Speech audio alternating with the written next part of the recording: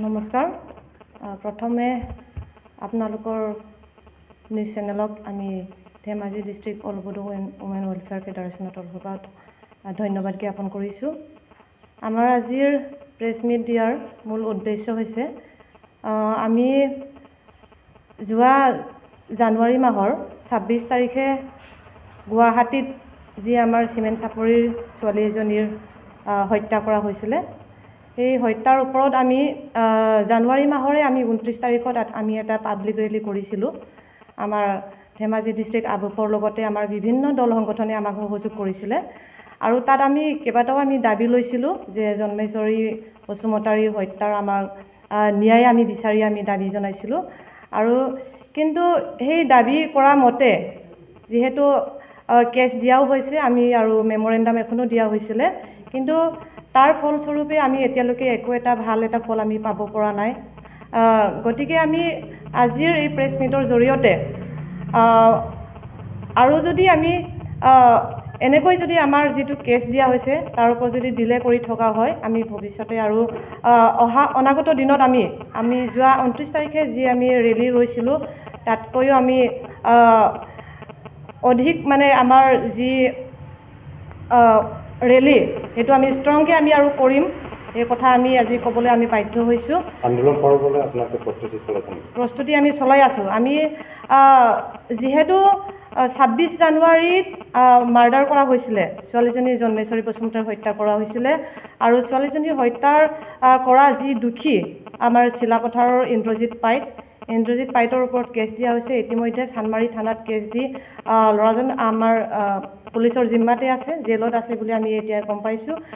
আৰু এতিয়া যি ডেড বডিৰ যি পষ্টমৰ্টেম কৰা হৈছিলে, 26 তাৰিখে ডেড হৈছে আৰু 27 তাৰিখে পৰিয়ালৰ মানুহ চিমেণ্ট চাপৰিৰ পৰা গৈ গুৱাহাটীত উপস্থিত হৈছিলে। তাত ডেড বডি অনাৰ সময়ত যিটো পষ্টমৰ্টেম কৰা হৈছিলে, পষ্টমৰ্টেম কৰাৰ ৰিপৰ্টটো তেওঁলোকে কৈছিলে যে 15 দিনৰ ভিতৰতে পষ্টমৰ্টেম ৰিপৰ্টটো পাই যাব বুলি কৈছিলে। সেইমতে ঘৰত ৱেইট কৰা হৈছিলে, ৰখি থকা হৈছিলে। কিন্তু প্ৰায় 1 মাহ হৈছে, এতিয়াতো ইতিমধ্যে হৈ গৈছে, কিন্তু পষ্টমৰ্টেম ৰিপৰ্টৰ কোনো 15 দিন উকলি যোৱাৰ পিছতো, কেইবাদিনো উকলি যোৱাৰ পিছত একো তাৰ পৰা খবৰ নহাৰ বাবে ঘৰৰ পৰা খবৰ লৈছিলে যে 1 মাহ হৈছে।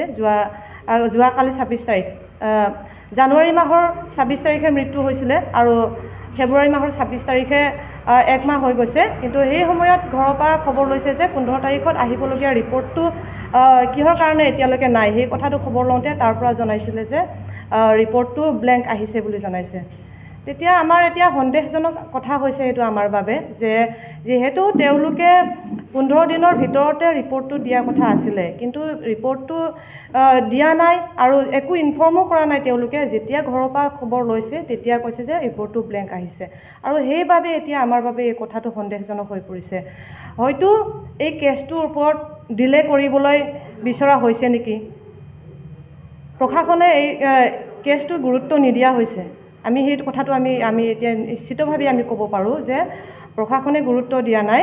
যিহেতু আমি 29 তাৰিখৰ যি আমাৰ পাব্লিক ৰেলী আমি লৈছিলোঁ, সেই পাব্লিক ৰেলীত আমি আমাৰ অনাৰেবল আমাৰ chief minister doctor Himanta Biswa শৰ্মালৈ আমি এখন স্মাৰক পত্ৰ আমি প্ৰেৰণ কৰিছিলোঁ। আমাৰ ধেমাজি ডিষ্ট্ৰিক্ট, আমাৰ ধেমাজি ডিচিৰ থ্ৰুৱেদি আমি চিমেণ্ট চাপৰি থানাৰ CIক আমি সেয়া আমি দিছিলোঁ। কিন্তু এতিয়ালৈকে চৰকাৰৰ ফালৰ পৰা আমি যি ডিমাণ্ড বিচাৰি আমি মেমৰেণ্ডাম আমি দিছিলোঁ, আমি জাষ্টিচ বিচাৰিছোঁ, জন্মেশ্বৰী বসুমতাৰীৰ ন্যায় পাবলৈ কাৰণে জাষ্টিচৰ ওপৰত ডিমাণ্ড কৰি আমি স্মাৰক পত্ৰ দিছোঁ আৰু লগতে আমি চৰকাৰৰ ফালৰ পৰা এটা কম্পেনচেশ্যন হিচাপে, ক্ষতিপূৰণ হিচাপে ছোৱালীজনীৰ নামত পাবলৈ কাৰণে আমি দাবী কিছুমান আমি জনাইছিলোঁ। কিন্তু আমাৰ যিসমূহ দাবী আছিলে সেই দাবীসমূহৰ ওপৰত এতিয়ালৈকে এটাও আমি ৰিজাল্ট আমি ফল আমি পাব পৰা নাই। গতিকে আমি এটা কথাই আমি ক'ব বিচাৰিছোঁ যে আমাৰ যিটো এতিয়া ব্লেংক ৰিপৰ্ট, পষ্টমৰ্টেমৰ ৰিপৰ্ট যি ব্লেংক আহিছে তাৰ ওপৰত আমাৰ সন্দেহ জন্মিছে। হয়তো তাত ব্লেংক অহাৰ কাৰণটো কি হ'ব পাৰে, সেই কাৰণটো আমি জানিব বিচাৰিছোঁ। আৰু হয়তো তাত ডিলে কৰিবলৈ তাত বিচৰা হৈছে নেকি, আমি এটা সন্দেহ কৰিছোঁ যে যিজন আমাৰ একিউজড আছে ইন্দ্ৰজিৎ পাইটৰ কোনোবা হয়তো বেইল ল'বলৈ কাৰণে চেষ্টা কৰি আছে নেকি, সেই কথা আমি ভাবিছোঁ। আমি সন্দেহ কৰিছোঁ এতিয়া বেইল লোৱাৰ সময়লৈকে হয়তো এই পষ্টমৰ্টেম ৰিপৰ্টটো ডিলে কৰি থকা হৈছে নেকি যদি পষ্টমৰ্টেম ৰিপৰ্টটো ডিলে কৰা বেইল পোৱাৰ আগতে যদি দোষী প্ৰমাণিত হৈ যায় তেতিয়াতো তাৰ এটা শাস্তিমূলক তাত হেৰি হ'ব শাস্তি পাব গতিকে সেই কথা আমি এতিয়া ভাবিবলৈ বাধ্য হৈছোঁ গতিকে আমি আজিৰ এই প্ৰেছ মিটৰ জৰিয়তে আমাৰ বড়ো সকলো দল সংগঠন আৰু লগতে আমাৰ লগত সহযোগ কৰিছে আমাৰ লগত থকা বিভিন্ন জাতীয় দল সংগঠন যেনেকৈ আমাৰ আছু বা আছে TMPK আছে সোণোৱাল কছাৰী ছাত্ৰ সন্থা আৰু ঠিক যিসকল সংগঠনবিলাকে আমাৰ লগত 29 তাৰিখৰ দিনা যিহেতু আমাৰ হঠাতে সেই পাব্লিক ৰেলীটো লোৱা হৈছিলে সেইদিনাখন যিসকল আমাৰ বিভিন্ন আমাৰ ওচৰে পাজৰে থকা দল সংগঠনে সহযোগ কৰিব পৰা নাই তেওঁলোকে আমাক ফোন জৰিয়তে খবৰ লৈছে যে